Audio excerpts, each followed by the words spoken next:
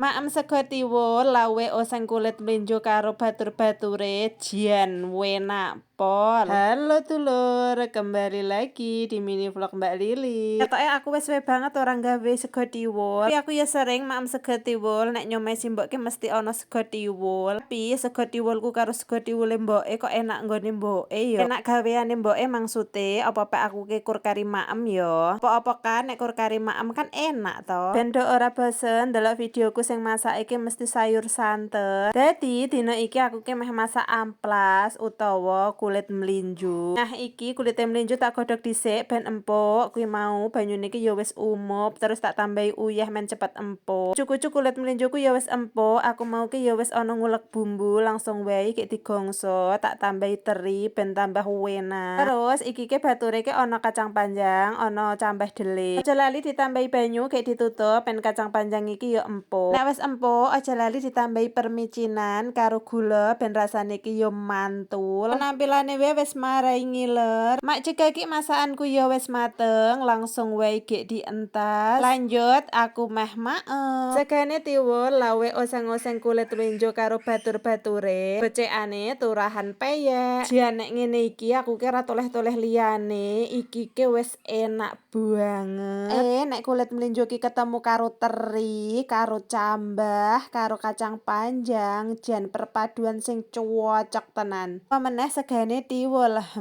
wis ora kelingan diet-dietan, pokoke nambah-nambah terus. Sayange mung siji, ora ana petene, nggahno nek ana petene jan cocok tenan. Wis ya, aja do pengin, aku meh imbuh meneh.